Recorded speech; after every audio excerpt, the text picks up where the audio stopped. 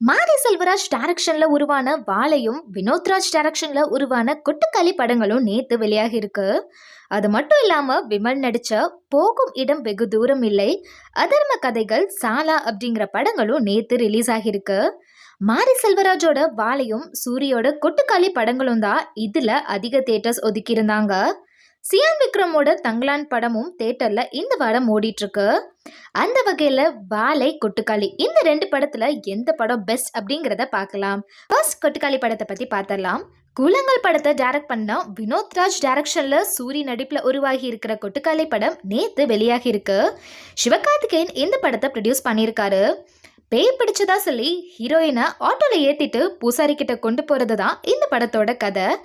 இறுதியில யாருக்கு உண்மையாவே பேய் பிடிச்சிருக்கு, யாருக்கு பேய் ஓட்டணும் அப்படிங்கிற கிளைமேக்ஸை மக்களே முடிவு பண்ணிக்கோங்கன்னு முடிச்சிருக்காங்க. அடுத்து மாரி செல்வராஜோட சின்ன வயசு வாழ்க்கைய படமா வாழை அப்படிங்கிற டைட்டில் அவர் எடுத்திருக்காரு. வாழை படத்தோட கிளைமேக்ஸ் காட்சியில மாரி செல்வராஜ் வாழ்க்கையில இப்படி ஒரு சோக நிகழ்வு நடந்ததா அப்படின்னு எல்லாரும் அதிர்ச்சி ஆகுற மாதிரி ஒரு காட்சி இருக்கு. அதை பார்த்துட்டு டைரக்டர் பாலா கண்ணீரோட வந்து மாரி செல்வராஜை கட்டி பிடிச்சு முத்தம் கொடுத்தாரு. வாழைக்காய் சுமக்கிற பள்ளி மாணவனோட குமுறல்களும் கம்யூனிச அரசியலும் இந்த படத்துல பேசியிருக்காரு மாரி செல்வராஜ். இப்போ இது ரெண்டுத்துல எது பெஸ்ட் அப்படின்னு பார்க்கலாமா? வாழை கொட்டுக்காளி ரெண்டு படங்களுமே தமிழ் சினிமாவுக்கு கிடைச்ச பொக்கிஷங்கள் தான் அப்படின்னு சொல்லலாம்.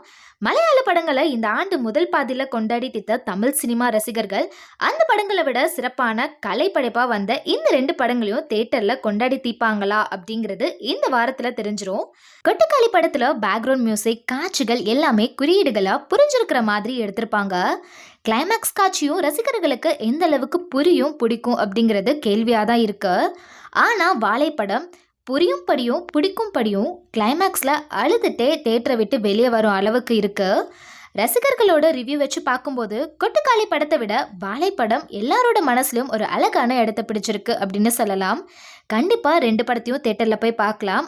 ஆனால் வாழைப்படம் ஒரு அர்த்தமுள்ள கிளைமேக்ஸாக முடிச்சிருக்கிறது எல்லாத்துக்குமே ஒரு நல்ல படத்தை பார்த்துட்டு வந்த திருப்தி கிடைச்சிருக்கு அப்படின்னு ரிவ்யூ கொடுத்துருக்காங்க. ஸோ இதெல்லாம் வச்சு பார்க்கும்போது கொட்டுக்காளி படத்தை விட வாழைப்படம் எல்லாரோட மனசுலையும் ஒரு நீங்காத இடத்த பிடிச்சிருக்கு அப்படின்னு சொல்லலாம்.